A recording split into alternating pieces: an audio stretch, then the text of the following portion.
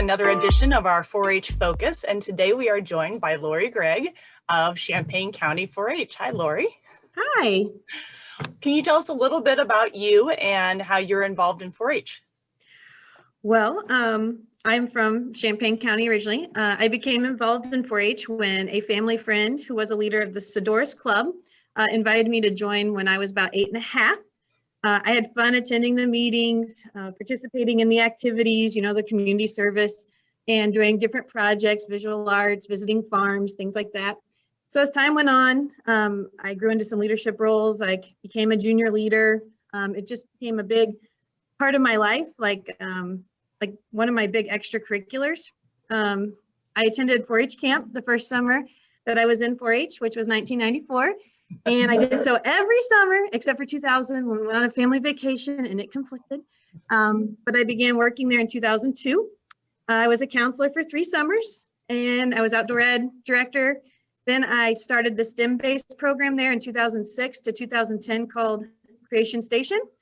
I did take 2011 off, but I returned as lead female in 2012. And then I was asked to come and help Creation Station grow into a bigger STEAM program from 2016 to 2018 as a current teacher. So camp and 4-H has been a huge part. But during my involvement at camp, I never really stopped with my 4-H club. My leader as a kid was transitioning out as her grandkids were the same age as me, and she was ready to kind of move on. She'd done it for 20 years. And the club only had 6 or 8 kids, one of which was my sister. And I thought, I can do this, with the help of another parent. I figured it'd be great for my resume. I was majoring in education, and with the love of my club, 4-H in general, I thought this is an easy decision. Why not just keep with it? So here I am, 17 years later, with a club with more than 40 kids in it. And this year, my own daughter has joined as a Clover Bud. So wow. It's really gone full circle.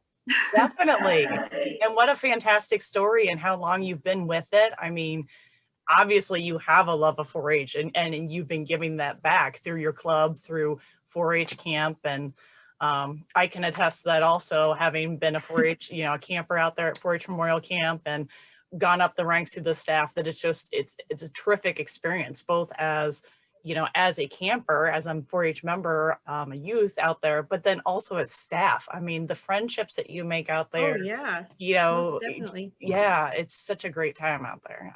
Great way to spend the summer. So I'm sure that one summer you missed was. Well, and then it brings you back and you're like, oh, can't give it up yet. Yeah. So that's amazing. And it's amazing that you've been a leader for so long and doing this. And I'm sure you're super excited now having your daughter involved as well. So yeah, it's really exciting. And my husband was in 4-H, but in Piatt County. Okay. So that's something that we have in common too. And so he's excited to help a little more now that our daughter's joining, and we have another one that'll join in a few years. So yeah, it's a family tradition there. Yeah. So as a member, what kind of projects did you take? Well, this was kind of funny. I pulled out my my old record book, and I actually have all the project guides with my awesome handwriting. And where's the outline? Back before we typed them in, I had labels and things. So oh my God. I made a list, and it's funny. I kind of had a theme, and I didn't realize it until I wrote these down for this interview after all these years. So I was into flower arranging. Flower arranging contest was probably my favorite. I went to state a couple of times. I still today, my husband likes it because when he buys flowers for me just for any reason, I actually request him just to get a couple of bouquets and I arrange them myself. And he's like, nice. I can buy you more flowers and it's still cheaper. Nice. But I also did Floral Culture, so growing some of my own flowers, and I enjoyed the herbs project. But then I did wildlife, camp craft, natural resources, forestry, outdoor meals. So definitely a run through with camp. I even helped restore a couple of the trails to the White Pines one summer when they were overgrown with kids. That was one of my projects. Okay. And then I was into international foods, exploring food heritage and making bread, passport to the world, photography, visual arts and heritage arts, small pets and animal science, focusing on horses. So, and I have a horse that I've had for 12 years, and now my daughter rides him. I love to travel. I've been to 16 different countries. And so the food and the meal thing, I was like, huh, who would have known? Because I didn't start traveling until I was in college.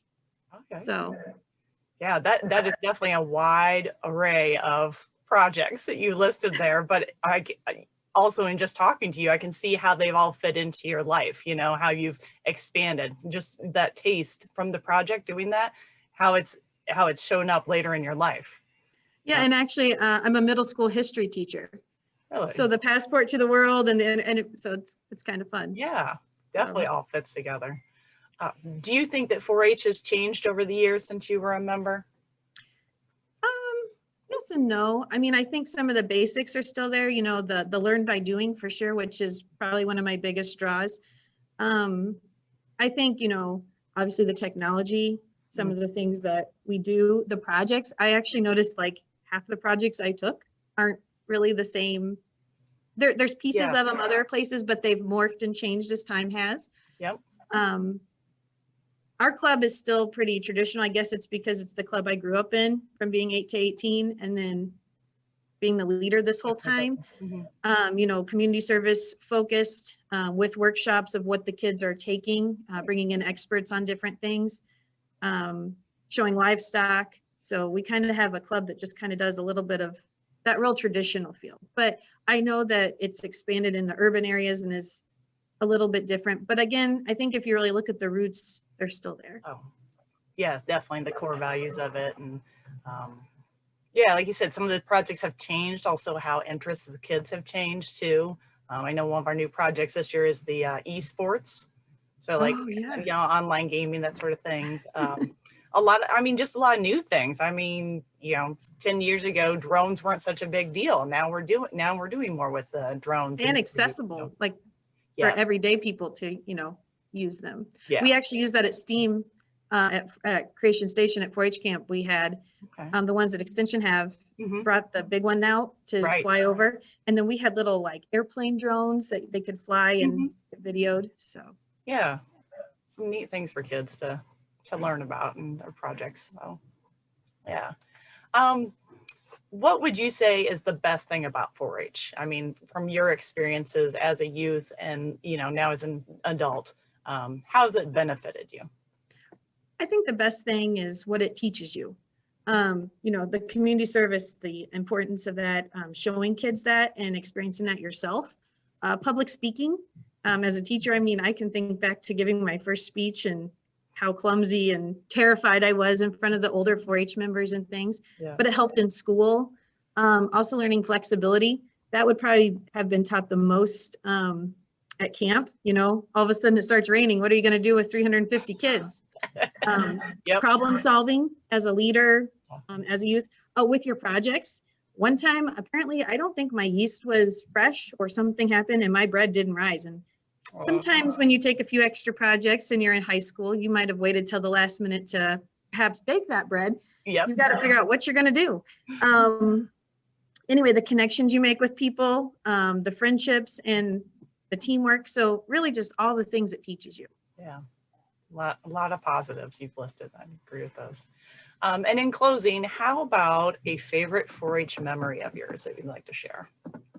Well, that one was one I had to really think about because I put, I was like, wow, I've been in 4-H, I realized 25 years this month, 25 years since joining as a kid and staying with it. So I've had so many memories, it's kind of hard to pick one, but I kind of thought I have them with the different seasons of my life. So camp, as I've mentioned, covered all the seasons from the time I was 8. And even today, I still go out and help with challenge course and things when we're able to do that. So I'm not even sure where to begin there with the friends and experiences from camp. But then as a leader, my favorite is seeing the kids who join as a 7 or 8-year-old and are running the club. Because in my club, the president and the vice president, secretary, treasurer, community service chair, all of them, they know the agenda and they run it. So I love sitting back and thinking, oh, they were the little squirrely kids in the back and now they're running the show. And then now, as a mom, I love that my own daughter's in the club. So those are some of my favorites. It's hard to pick just one. Well, especially when you have that much time, you know, spent with 4-H. Yeah, it would be hard to pick just one, but. Yeah, I'm 34 and 25 years of it I've been involved in 4-H. So yeah, it's definitely hard to pick just one. Oh, I love your story, Lori, and I really appreciate you sharing it with us today. And also just thank you for your service to 4-H. I mean, it's amazing how much you've given back, and it's, you can definitely see your love and passion for 4-H. So please know that really appreciate what you do and for the youth in the Champaign County. So Oh, well, thank you. And you too. thank you. So again, Lori Gregg with Champaign County 4-H. Thank you.